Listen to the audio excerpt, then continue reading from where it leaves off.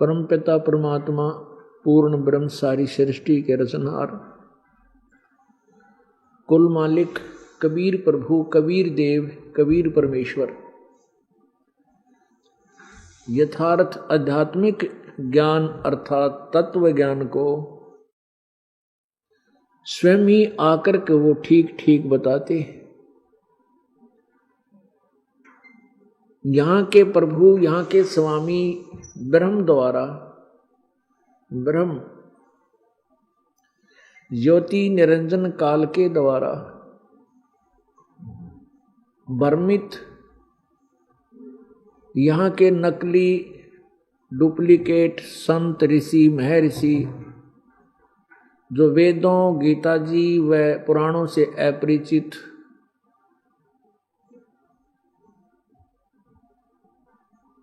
पूरी जनता को, पूरे मानव समाज को शास्त्र विरुद्ध साधना, शास्त्र विरुद्ध ज्ञान, लोक वेद सुना रहे होते हैं, वो परमेश्वर आकर के उस अज्ञान को समाप्त करते हैं, अपना तत्व ज्ञान प्रचार करते हैं।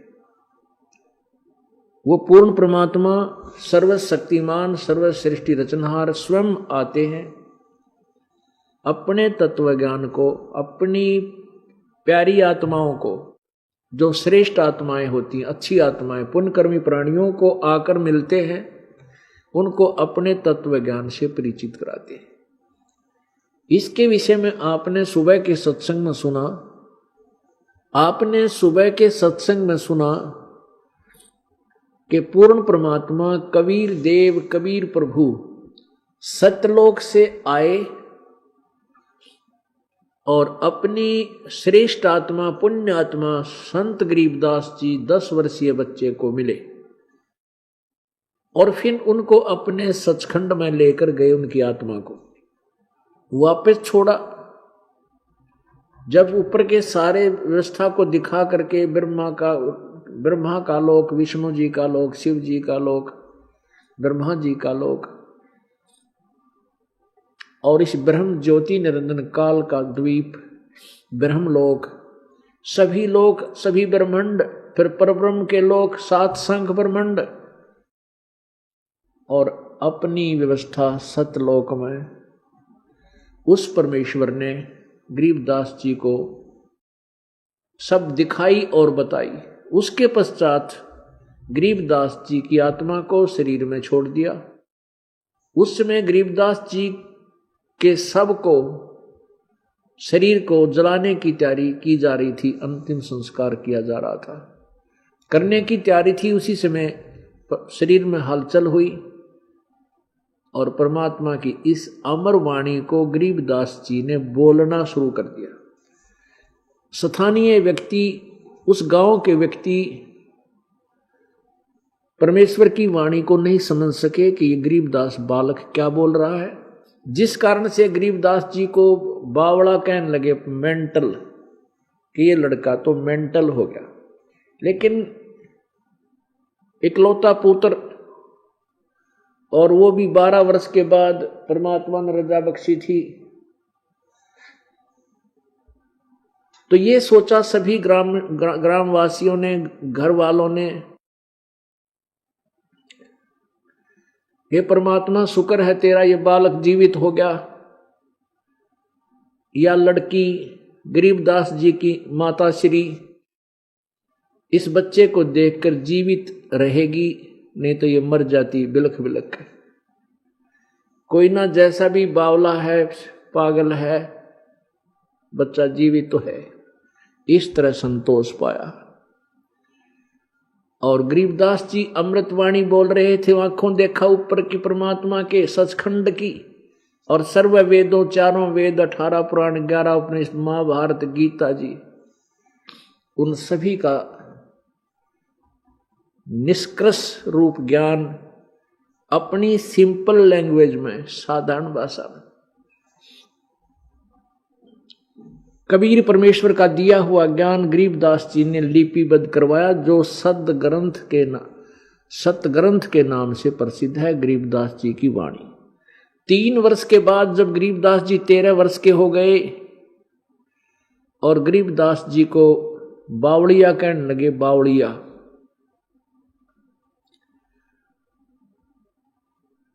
क्योंकि गरीबदास जी यही वाणी बोला करते थे, आनंद लेते थे, प्रभु की महिमा गा गा कर सुनाया करते थे। कहीं बच्चों को इकट्ठा कर लेते थे, कहीं खेत में पालियों को इकट्ठा करके ये वाणी सुनाना शुरू कर देते थे। तो बच्चे भी ये कहने लगे कि ये लड़का तो गरीबू तो बावड़ा हो गया, बावड़ा। और पुण्यात्माओं, अकल अलूने दीखते ये सर्व अकल के मूल, हरदम रटे हरि नाम को ये झूले अनहद झूल। अब भक्तों को ये समाज जो भक्ति से दूर है, इनको ये कहता है ये तब मूर्ख हैं। तीसरे दिन सत्संग में जा बैठे हैं, हफ्ते तो 15 दिन में सत्संग में जाते हैं, पैसे बर्बाद करते हैं, घर का काम करते नहीं। ये तो अकल अलूने हैं। अकल अलूने उनने क्या करें जो बेअकल के हो से, बिना ज्ञान के, यानी मूर्ख। और परमात्मा कहते हैं अकल अलूने दीखते ये सर्व अकल के मूल। ये जनसाधारण तब मूर्ख लग गए हैं ये भगत हमारे, लेकिन ये सर्व अकल के मूल, अकल माने ज्ञान, इनने सब ज्ञान की जड़ पकड़ रखी है कि भक्ति बिना गुजारा जीव का नहीं है। काम करता है इंसान खेत में या अपनी दुकान पे या कितने बिजनेस कर रहा है, और दिन रात मेहनत करता है, रात ने भी झाव लाला सोए, और सुबह 5 लाख का नुकसान खड़ा खड़ा हो जाए।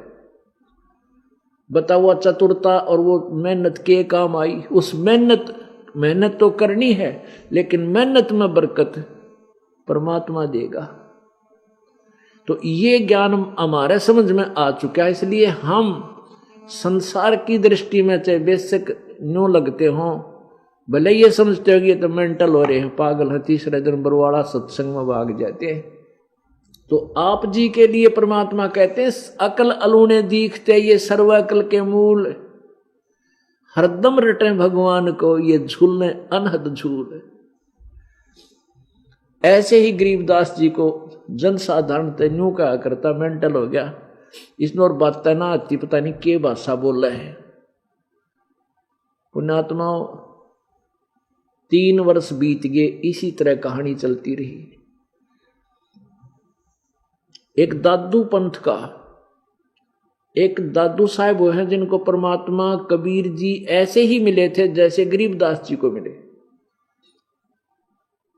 उसमें दादू साहब जी 7 वर्ष के बच्चे थे, बच्चों में खेल रहे थे। वहां परमात्मा आए एक बूढ़ा बाबा यानी जिंदा महात्मा के रूप में, और उनको ज्ञान समझाया। फिर अपना करमंडल से जल मंत्र दिया, जल पिलाया, एक पान के पत्ते पर रख कर। एक पान का पत्ते पर, जैसे पीपल के पत्ते होते हैं ऐसा पान का पत्ता होता है, उस पर जल डालकर, जैसे हम अमृत पिलाते हैं जल नाम देकर, तो उस पत्ते पर ऐसे जल पिलाया और ज्ञान सुनाया, और सतलोक ऊपर लेकर के गए। 3 दिन और 3 रात दादू जी बेहोश पड़े रहे, मरत नहीं हुए, श्वास चलते रहे। ऊपर के सारे लोक दिखाए जैसे गरीबदास साहिब जी को दिखाए। तीसरे दिन वापस आत्मा आई तो यही वाणी बोलने लगे, जिनमो को निज नाम दिया सोए सतगुर हमार, दादू दूसरा कोई नहीं हो कबीर सृजनहार। अब क्या वाणी बोली कबीर परमेश्वर की महिमा की। जो जो शरण कबीर के तिरगे अंत अपार, दादू गुण के ताकहूं कैतन आवे पार।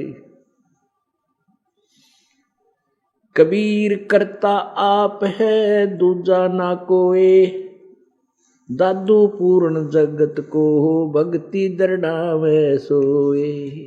पूरे जगत को भक्ति कबीर परमात्मा ही दृढ़ाते हैं, वही सच्ची भक्ति बताते हैं। ठेका पूरा होवे जब सब कोई तुझे शरीर, दादू काल गंजय नहीं, जपे जो नाम कबीर। आदमी की आयु घटे तब जम घेरे आए, सुमरण किया कबीर का दादू लिया बचाए। मेट दिया अपराध सब आए मिले छनमा, दादू संग ले चले है कबीर चरण की छां। सेवक देव निज चरण का दादू अपना जान, ब्रंगी सत्य कबीर ने कीन्या आप समान। दादू अंतर्गत सदा छिन छिन सुमरण ध्यान, वारू नाम कबीर पर पल पल मेरा प्राण। सुन सुन साख कबीर की काल नवावे माथ, धन धन तीनों लोक में दादू जोड़े हाथ। केरी नाम कबीर का विषम काल गजराज, दादू भजन प्रताप ते भाग्य सुनत आवाज। पल एक नाम कबीर का दादू मन चितलाए, अस्थि के असवारे को स्वान काल ना खाए। सुमरत नाम कबीर का कटे काल की पीड़, दादू दिन दिन ऊंचा होवे है परमानंद सुख सीर। दादू नाम कबीर की जो कोई लेवे ओटे, तिनको कभू लागे नहीं काल वज्र की चोट। और संत सब कूप हैं केते झरी तानीर, दादू अगम अपार है दरिया सत्य कबीर। अब ही तेरी सब मिटे जन्म मरण की पीर, श्वास उश्वास सुमर ले दादू नाम कबीर। कोई सरगुण में रीझ रहा कोई निर्गुण ठहराए, दादू गति कबीर की मोह से कही न जाए। दादू नाम कबीर का सुन के कांपे काल, नाम भरोसे नर चले तो होए न बाका बाल। जिन मोह को निज नाम दिया सोए सतगुरु हमार, दादू दूसरा कोई नहीं ये कबीर सिरजनहार। एक ऐसे ही दादू जी को परमात्मा मिले, उसके बाद दादू जी ने कबीर जी की महिमा कलम तोड़ गाई। अब दादू जी के बाद उनका एक पंथ चला हुआ है, दादू पंथ। उस दादू जी के पंथ में एक गोपाल दास नाम के लाला जी वो सन्यास लेकर के उस आश्रम में रहने लग गए। वो दादू जी के अनुयायी बन गए और वो लाल कपड़े पहनकर साधु का भेष बनाकर गांव गांव में नगर नगर में घूमया करते थे, दादू जी की महिमा बताया करते थे।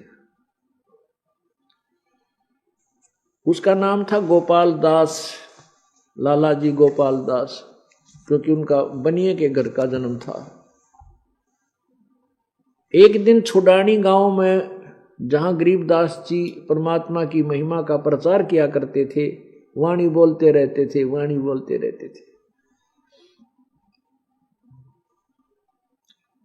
वो गोपाल दास जी आगे, छोटा सा नगर होता था, 50-30-40 घर होया करते थे उसमें।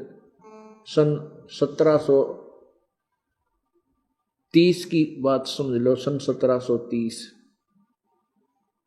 एक जिस भगत के वो आकर रुकते थे रात्रि में, उसने ऐसे ही प्रार्थना कर दी कि महात्मा जी, हमारे गांव के एक जागीरदार हैं, बहुत बड़े किसान हैं, उनका देवता छोरी का लड़का, लड़की का लड़का अपसेट हो गया। उसने सारा कारण बताया। ऐसे ऐसे किसी संत ने जादू जंत्र का दूध पिला दिया, कुंवारी गाय का निकाल के।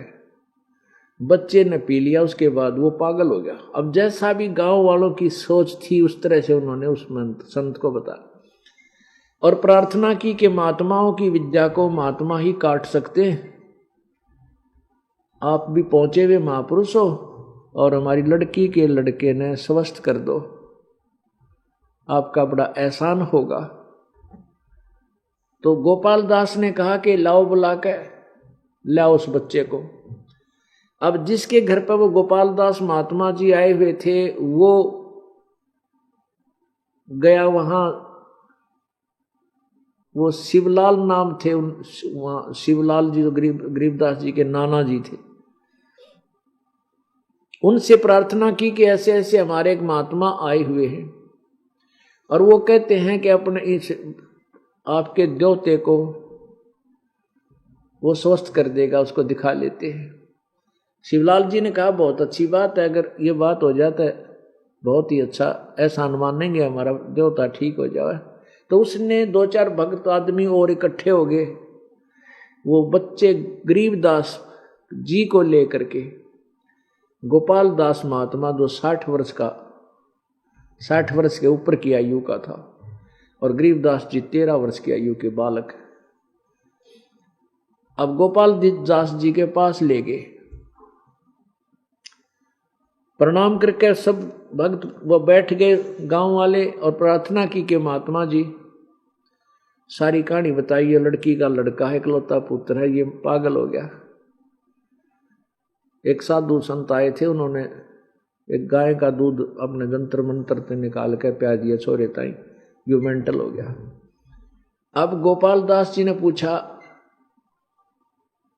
आदरणीय गरीबदास साहिब जी से, क्या पूछा कि बच्चा कौन था जिसने तेरा जीवन बर्बाद कर दिया? क्या उसने अपना नाम बताया था? अब गरीबदास जी कहने लगे कि महात्मा जी उसने मेरा जीवन बर्बाद नहीं, मुझे तो आबाद कर दिया। अलल पंख अनुरागे है सुन मंडल रथीर, दास गरीब उधारिया मोए सतगुरु मिले कबीर। अब उस दादू पंथी महात्मा के एकदम, क्योंकि वो वाणी का जानकार था, वाणी पढ़िया करता, एकदम झटका लग गया कि कबीर मिल रहा है इनको। फिर क्या बताया, हम सुल्तानी नानक तारे दादू को उपदेश दिया, जात जुलाहा भेद न पाया वो काशी माहे कबीर हुआ। पूरा निर्णय कर दिया कि कौन कबीर। गोपाल दास ने पूछा कौन कबीर? कि हम सुल्तानी नानक तारे दादू को उपदेश दिया, जात जुलाहा भेद न पाया वो काशी माहे कबीर हुआ। वो धानक कबीर, वो धानक कबीर, जुलाहा कबीर जो बनारस में जुलाहे की भूमिका करने आया था, वही कबीर परमात्मा, वो जुलाहा कबीर जो बनारस में आए थे, जिन्होंने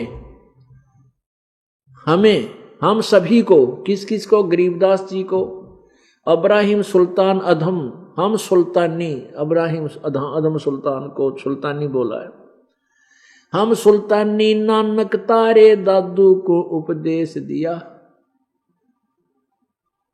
हम यानी हम सभी, गरीबदास जी, अब्राहिम सुल्तान अधम, श्री नानक जी जो सिख धर्म के प्रवर्तक, और दादू जी,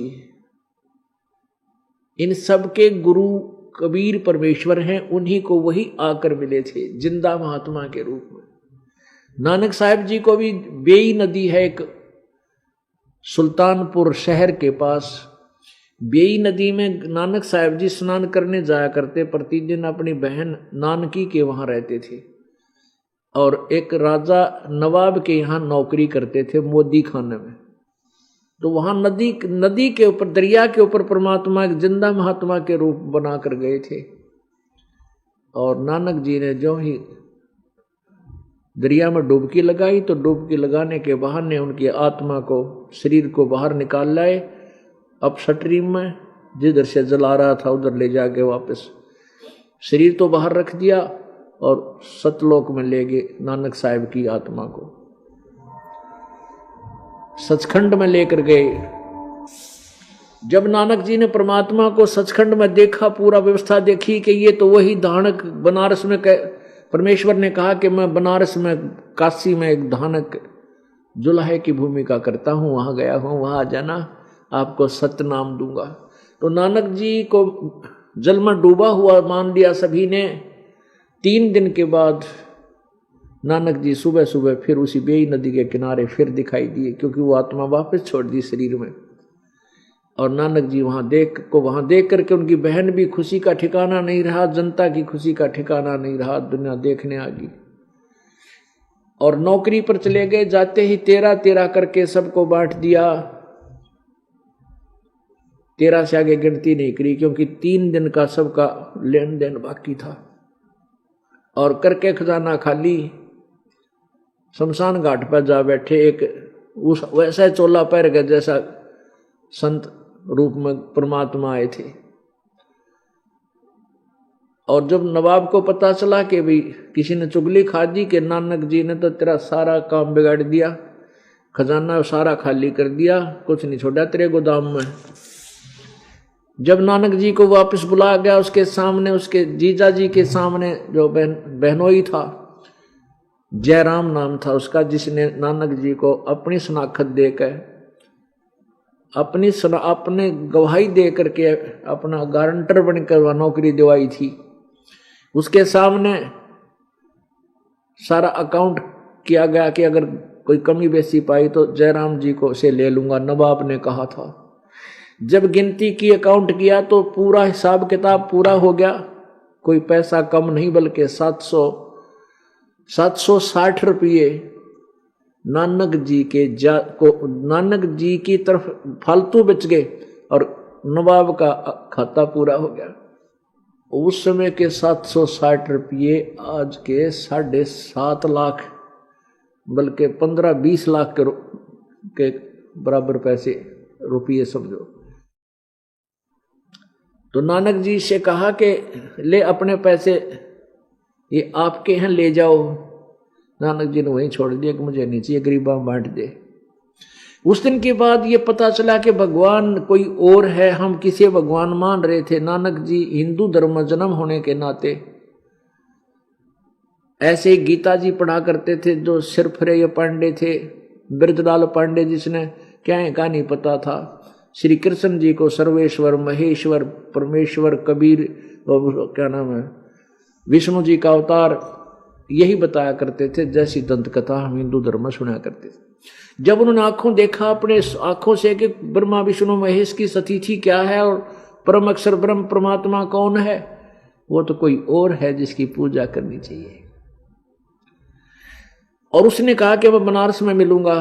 तो बनारस में, काशी में पहली उदासी यानी पहली यात्रा पैदल चल पड़े। बनारस में जाकर देखा, वहां पर वही परमात्मा जो सतलोक में देखा था नानक साहब ने, वही वहां धानक रूप में देखा।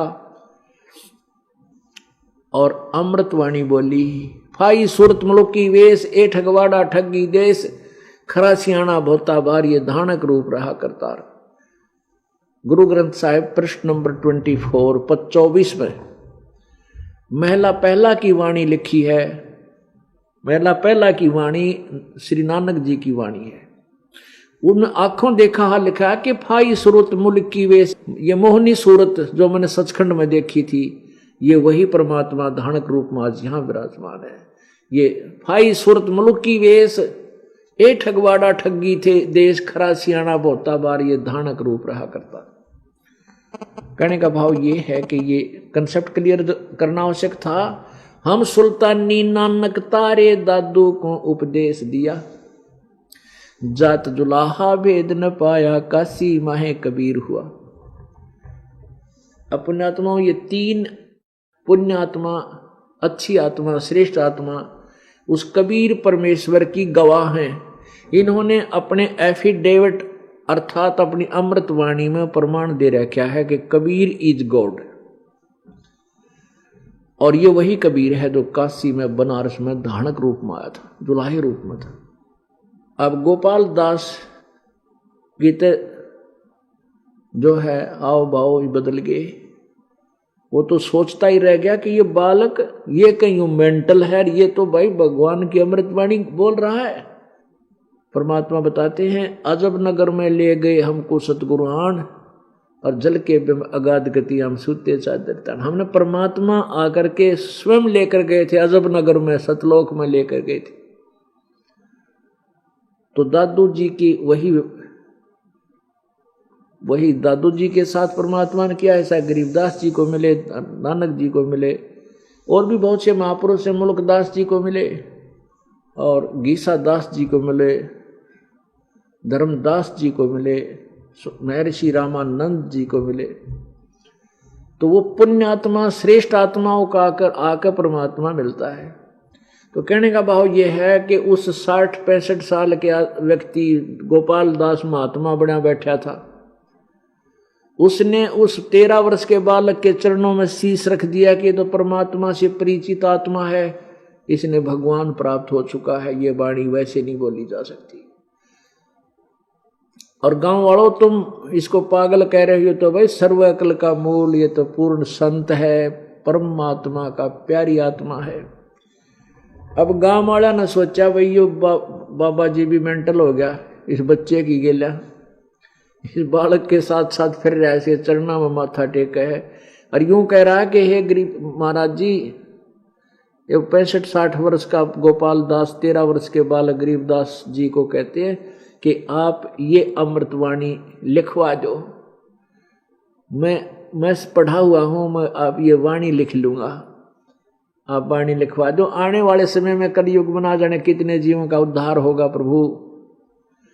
तो गरीबदास जी आगे आगे चल दिए, नहीं बोले उसने। फिर बार बार प्रार्थना करी, तब कहा कि गोपाल दास यदि पूरी लिख है, जितनी मैं लिखवाना चाहूं तो मैं लिखवाऊं, ना तो नहीं लिखवाऊं। तब उसने कहा कि महाराज जी मैंने कोई काम नहीं करते, कति फारिग होकाया हुआ हूं, संन्यास ले रखा है, आप बोलो ये दास लिखेगा। गरीबदास जी का एक बडबेरी का बाग था, उस क्षेत्र में पहले ही से जाड़ बोझड़े हुआ करते, जल था नहीं इतना। बडबेरी का यानी बेरी का बाग था, उसके अंदर एक जांडी थी। उस जांटी के वृक्ष के नीचे बैठ कर सुबेरे बैठ जाते, गरीबदास जी बोलते और गोपाल दास जी बही में लिखने लगे। 6 महीने तक लिखते रहे। अपुण्य आत्माओं, वही अमरवाणी आज हमारे पास उपलब्ध है। उसी आंखों देखा परमात्मा। गरीबदास जी कहते हैं हम देखा सो साच है और सकल परपंच। हम आंखों देखी कहते हैं, कहीं सुनी नहीं। हमने जो बोला है वो ज्ञान, वो अनुभव अपना आंखों देखा बताया है, किसी के कहे सुने से नहीं। और जो गरीबदास जी ने आंखों देखा था वही हमारे सदग्रंथ, हमारे पवित्र वेद प्रमाण कर रहे हैं कि वो वही परमात्मा है, और वो ऐसे अपनी प्यारी आत्माओं को आकर मिलता है, उनको तत्व ज्ञान से परिचित कराता है। इसका एक प्रमाण वेदों में दिखाते हैं। देखिएगा ऋग्वेद मंडल नंबर 9-10, महर्षि दान सरस्वती।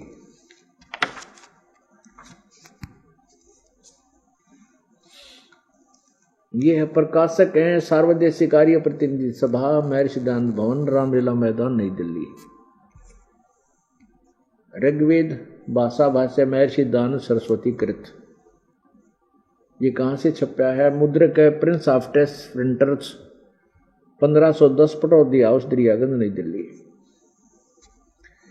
अब इसमें ये दिखाना चाहेगा ये दास के परमात्मा अपने भक्तों को आकर मिलता है, अपने भक्तों, अपनी श्रेष्ठ आत्माओं को आकर मिलता है।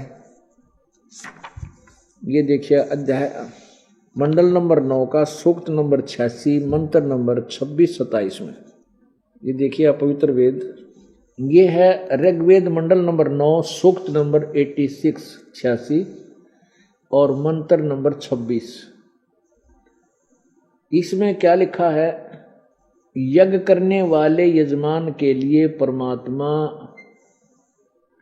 सब रास्तों को सुगम करता हुआ, यानी उसके सब रास्ते खोल देता हुआ, उनके विघ्नों को यानी उनके संकटों को मर्दन करता हुआ, यानी नाश कर देता संकटों का करता है, और उनको पवित्र करता हुआ और अपने रूप को सरल करता हुआ, यानी परमात्मा का वास्तविक रूप तो बहुत तेजों में है, एक हल्का तेज पुंज का रूप बनाकर आता है।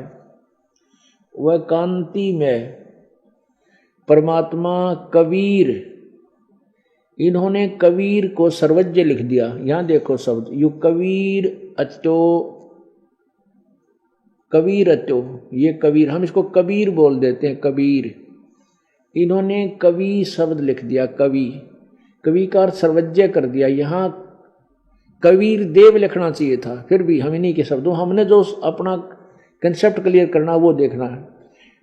सरल अपने रूप को सरल करता हुआ वह कांति में परमात्मा सर्वज विद्युत के समान क्रीड़ा करता हुआ वर्णीय पुरुषों को यानी श्रेष्ठ भक्तों को, श्रेष्ठ आत्माओं को प्राप्त होता है। इससे स्पष्ट हो गया कि वो पूर्ण परमात्मा यज्ञ करने वाले यानी साधक साधना करने वाले भगत के सभी रास्तों को सुगम करता है, उसके रास्ते खोल देता है, उनका रास्ता साफ कर देता है, उनके विघ्नों का नाश करता है, उनके आने वाले संकट आपत्तियों को दूर करता है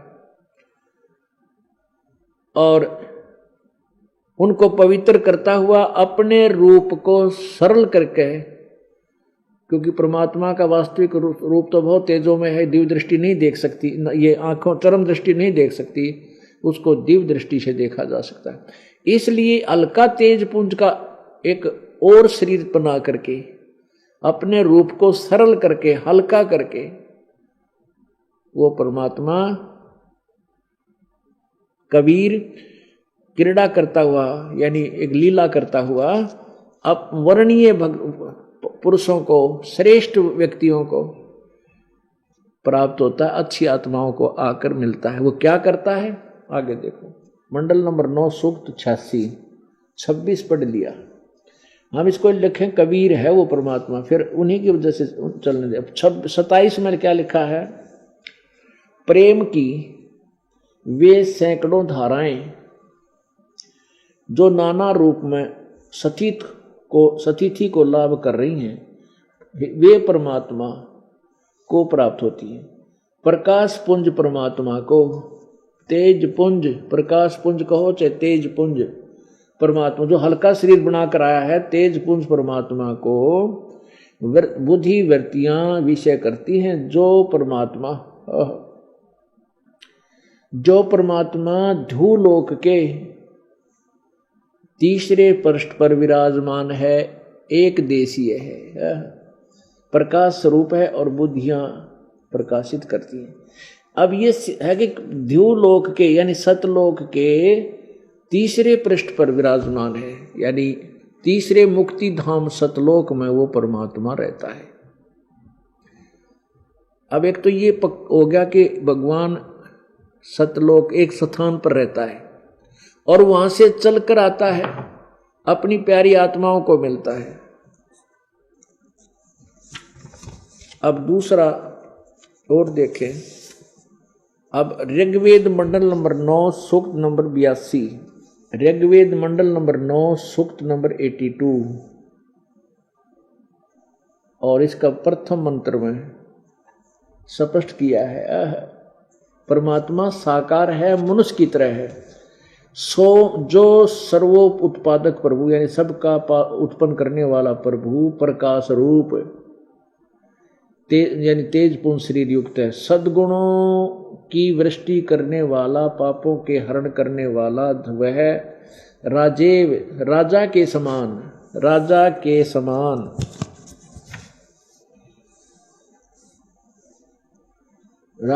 समान दर्शनीय है, राजा की तरह देखने योग्य साकार है, और वह पृथ्वी आदि लोक लोकांतरों के चारों ओर शब्दमान हो रहा है।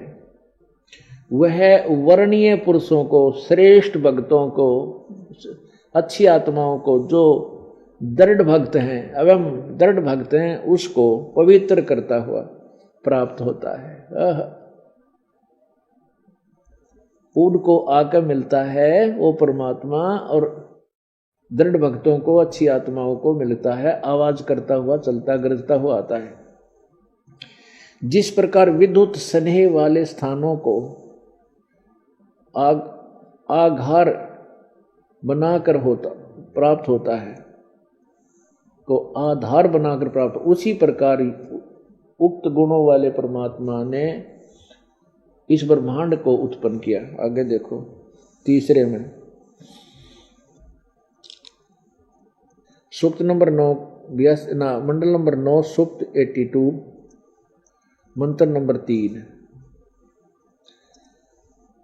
यज्ञों, पवित्र यज्ञों में रक्षा से आप प्राप्त होते हैं, और पृथ्वी आदि लोक लोकांतरों में गति करते हुए सर्वव्यापक आप स्वयं गतिशील होकर यानी चलकर विराजमान होते हैं। वहाँ आते हो जहाँ भगवान की भक्ति होती है।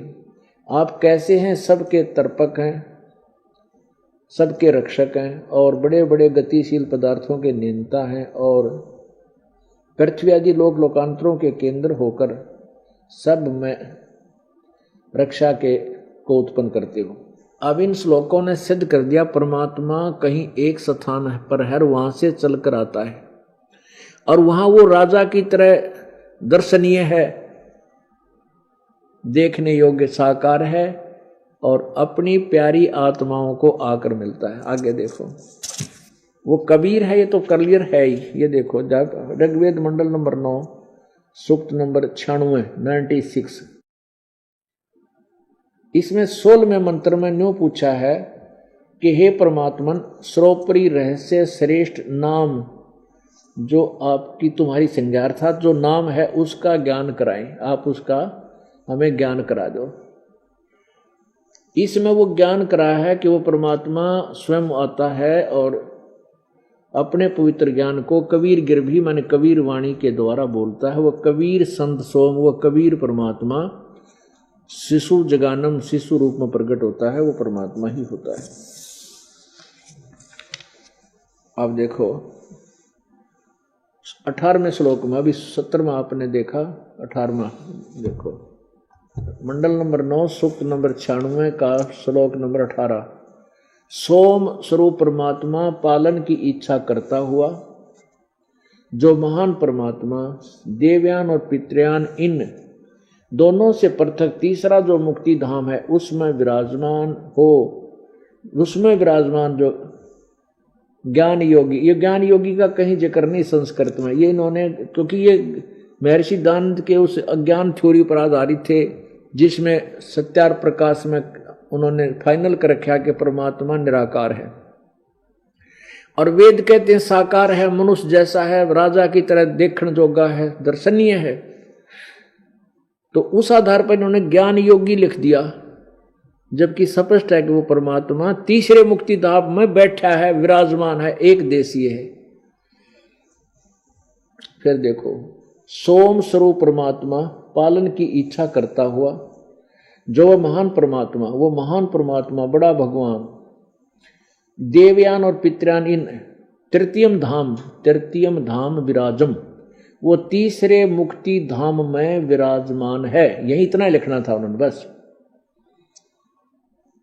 आगे देखो अब 20 में कमाल कर दिया, जो हम कंसेप्ट लिखना चाहते इस 20 में हो जाता है। मंडल नंबर 9 सूक्त नंबर 96 का मंत्र 20 है। ये वह परमात्मा जिस प्रकार एक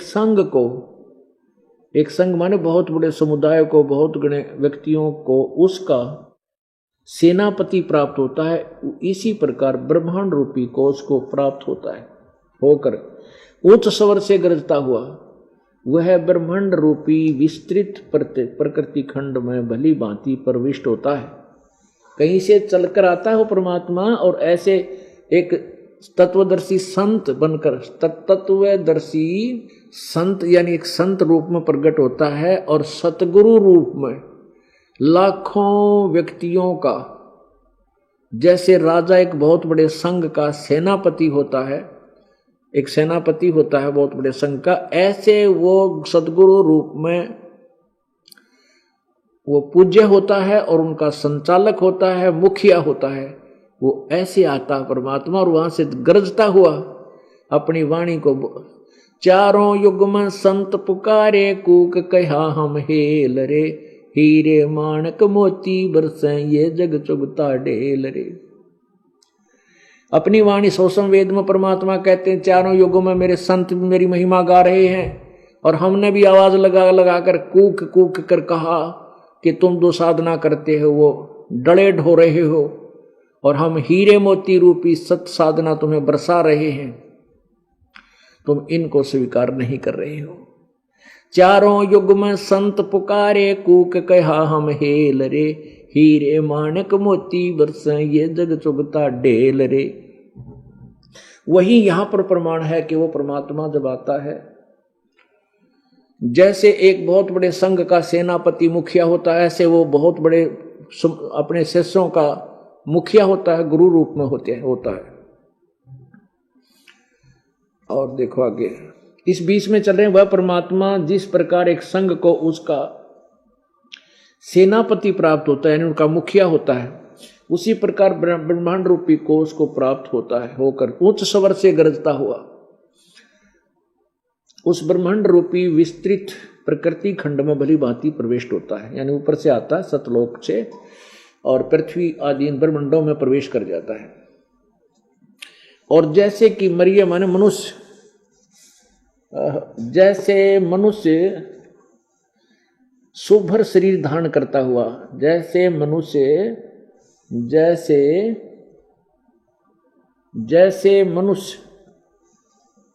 सुभर शरीर धारण करता हुआ अत्यंत गतिशील पदार्थों के समान प्राप्ति के लिए गतिशील होता हुआ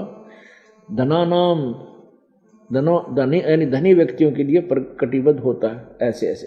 तो हमारा ये तात्पर्य सिद्ध हो गया कि परमात्मा जैसे मनुष्य शरीर धारण करता है, मनुष्य की तरह सुभर यानी सुंदर शरीर धारण करता हुआ हमें प्राप्त होता है। That's all.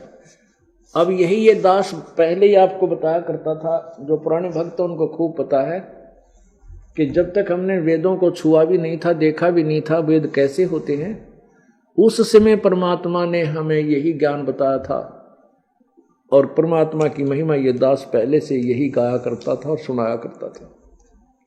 अब इससे हमारा ये कंसेप्ट क्लियर हो गया, ये विषय कंप्लीट हो गया कि कबीर परमात्मा वो परमात्मा वही है जिसके वेद गवाह हैं, जिसके बारे में वेद भी बता रहे हैं। परमात्मा कबीर देव ने स्वयं आकर कहा था, वेद मेरा भेद है और मैं ना वेदन के माही, और जौन वेद से मैं मिलूं ये वेद जानते नहीं।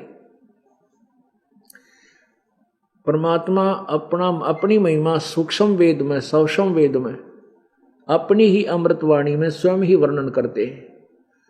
और ये पांचों वेद परमेश्वर ने इस ब्रह्म को दिए थे, ज्योति निरंजन काल को, और इस काल ने डांडी मार दी। इसने एक ऐसा काम किया कि 4 वेद तो दे दिए ब्रह्मा जी को और वो 5वां वेद छुपा दिया जिसमें इसकी पोल खुल थी, नष्ट कर दिया इसने। अब वो वेद परमात्मा ने स्वयं अपने मुखारविंद से आकर बोला। उसी के विषय में गीता जी अध्याय नंबर 4 के श्लोक नंबर 32 में कहा है कि उस परमेश्वर की सच्चिदानंद घन की वाणी में बहुत विस्तार से बहुत प्रकार के यज्ञ यानी धार्मिक अनुष्ठान करने की विधि लिखी है, जिसके द्वारा जो उस साधना करने से पूर्ण मुक्ति को प्राप्त होता है। गीता जी अध्याय नंबर 4 के श्लोक नंबर 34 में कहा कि उस ज्ञान को, उस तत्व ज्ञान को जो परमात्मा ने स्वयं आकर बोला है अपने मुखारबिंद से, उस ज्ञान को किसी तत्वदर्शी संतों के पास जाकर समझ, उनसे नम्र निवेदन कर, कपट छोड़कर प्रसन्न करने से वह तत्वदर्शी संत तुझे उस परम पिता परमात्मा का ज्ञान सुनावेंगे। तो परमात्मा कबीर जी कहते हैं, वेद हमारा भेद है, मैं ना वेदन के माही। जिन तुम 4 वेदों को फाइनल वेद समझ रहे हो, ये मेरा ही गुणगान कर रहे हैं, मेरा भेद दे रहे हैं, लेकिन कंप्लीट नहीं है। इसमें मेरे पाने की विधि नहीं है, केवल ब्रह्म तक की साधना ओम नाम है। और वो परमात्मा मिलता है 3 मंत्र के जाप से। इसलिए परमात्मा कबीर जी कहते हैं, वेद हमारा भेद है, मैं ना वेदन के माही, और जौन वेद से मैं मिलूंगा वेद जानते नहीं। जिस वेद से मैं मिलूँ, ये उस 5वें वेद से जो गीता जी के अध्याय नंबर 4 के श्लोक 32 में लिखा है, ब्रह्मणे मुखे। इन्होंने ब्रह्मणे का अर्थ क्या कर दिया? सची कर दिया वेद की वाणी, वेद लिख दिया ब्रह्मणे का। नहीं, गीता जी अध्याय नंबर 17 के श्लोक नंबर 23 में लिखा है, ओम तत्सत इति निर्देश है ब्रह्मण त्रिविध समर्थ है। गीता ज्ञानदाता कहता है कि परमात्मा सच्चिदानंद घन परमात्मा के पाने का ओम तत्सत ये मंत्र है। वहां ब्रह्मणे का अर्थ सही किया उन्होंने, सच्चिदानंद घन ब्रह्म, यानी 17वें अध्याय के 23वें श्लोक में ब्रह्मणे का अर्थ सच्चिदानंद घन परमात्मा किया। और इसमें चौथे अध्याय के 32वें श्लोक में इन्होंने अज्ञानता के कारण, ज्ञान न होने से अनुवादकर्ता ने ब्रह्मणे का अर्थ कर दिया वेद, और मुख्य माने वाणी। वेद की वाणी लिख दिया, वेद की वाणी में नहीं, वो है सच्चिदानंद घन ब्रह्म की वाणी में। अब देखिएगा, थोड़ा बताना पड़ेगा, देखिएगा पवित्र गीता जी। ये है जयदयाल गोविंद का, इसके अनुवादक हैं, गीता प्रेस गोरखपुर से प्रकाशित है। प्रकाशक में मुद्रक गीता प्रेस गोरखपुर, गोविंद भवन कार्यालय कोलकाता का संस्थान। अध्याय नंबर 4 का और श्लोक नंबर 32 देखते हैं। अध्याय नंबर 4 और श्लोक नंबर 32। इस प्रकार और भी, यानी जो 25 से लेकर 31 तक जो ज्ञान दिया है, कोई ऐसी साधना करता है, कोई साधना करता है, कहते हैं इस प्रकार और भी बहुत तरह के यज्ञ यानी धार्मिक अनुष्ठानों की जानकारी इन्होंने ब्रह्मणे का अर्थ वेद की वाणी लिख दिया। नहीं, गीता जी वेद की वाणी तो बोल ले रहे हैं, गीता जी में सारा कुछ अलग से और कौन सा रहेगा फिर वेद की वाणी। ब्रह्मणे माने सच्चिदानंद घन ब्रह्म की वाणी में विस्तार से। अब सच्चिदानंद घन ब्रह्म देखेंगे, ब्रह्मणे माने, अब ये ध्यान से देखना है कि हमने ब्रह्मणे का अर्थ इन्होंने वेद की वाणी लिख दिया। और 17वें अध्याय के 23वें श्लोक में इसी ब्रह्मणे का अर्थ लिखा है सच्चिदानंद घन ब्रह्म। ये देखिएगा, गीता अध्याय नंबर 17 का श्लोक नंबर 23, ओम तत्सत इति निर्देश ब्रह्मण त्रिविध समर्थ ब्राह्मणा तेन वेदा च यज्ञा च विहिता पुरा। ओम तत्सत ऐसे 3 प्रकार का ब्रह्मण माने सच्चिदानंद घन ब्रह्म का। बिल्कुल सही, यहां मीनिंग सही किया इन्होंने, का नाम कहा है सच्चिदानंद घन ब्रह्म। ब्रह्मण माने सच्चिदानंद घन ब्रह्म, इसका अर्थ ये माने। तो हम यहीं आते हैं फिर दोबारा गीता जी अध्याय नंबर 4 के श्लोक नंबर 32 में। इस प्रकार बहुत तरह के यज्ञ सच्चिदानंद घन ब्रह्म की वाणी में, सच्चिदानंद घन ब्रह्म यानी गीता ज्ञानदाता से कोई और है पूर्ण परमात्मा, उसमें विस्तार से कहे गए उनको, उन सब को तू कर्म जान, यानी कर्म से, कर्म करने से, काम करते करते पूरे होने वाले जान, मन इंद्रिय और शारीरिक क्रियाओं द्वारा संपन्न होने वाले जान। इस प्रकार तत्व से जानकर उस अनुष्ठान द्वारा तो कर्म बंधन से सर्वथा मुक्त हो जाएगा। अब इस ज्ञान को, इस प्रकार तत्व से जान, इस ज्ञान को, कौन से ज्ञान को? सच्चिदानंद घन परमात्मा की वाणी में जो ज्ञान कहा है, उस तत्व ज्ञान को। इसका 34वें में इसके लिए कहा है, अध्याय नंबर 4 का 34। उस ज्ञान को जो सच्चिदानंद घन ब्रह्म की वाणी में है, यानी 5वां वेद है, तत्व ज्ञान है, उस ज्ञान को तू तत्वदर्शी ज्ञानियों के पास जाकर समझ, उनको भली भांति दंडवत प्रणाम करने से, उनकी सेवा करने से और कपट छोड़कर सरलता पूर्वक प्रश्न करने से वे परमात्म तत्व को भली भांति जानने वाले ज्ञानी महात्मा तुझे तत्व ज्ञान का उपदेश करेंगे। अब इसमें स्पष्ट हो गया कि ये वो तत्व ज्ञान है जो गीता ज्ञान दाता जिससे परिचित नहीं है। वही परमात्मा कहते हैं वेद मेरा भेद है, क्योंकि चारों वेदों का निष्कर्ष है इस पवित्र गीता जी। लेकिन वो पांचवा वेद गीता जी के ज्ञान से भिन्न है।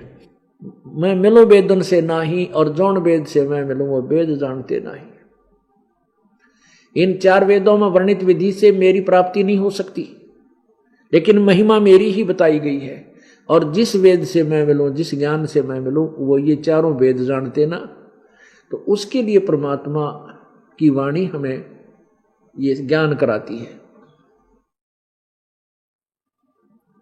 अब पुण्यात्माओं, प्रसंग चल रहा है कि परमात्मा पूर्ण ब्रह्म ने स्वयं आकर के अपना ज्ञान दिया और स्वयं ही उन्होंने एक तत्वदर्शी संत की भूमिका की और स्वयं ही वो एक दास बने। स्वयं ही वो एक परमात्मा तो है ही, परमेश्वर वो है ही है। तो उस परमेश्वर कबीर देव के विषय में गरीबदास जी महाराज जी ने गरीबदास साहिब जी को मिले, उसी के बारे में वेद यही गुणगान कर रहे हैं चारों वेद के वो परमात्मा पूर्ण ब्रह्म है कबीर। और वो ऐसे आता है, अपनी प्यारी आत्माओं को मिलता है, अपने शरीर को हल्का करके आता है।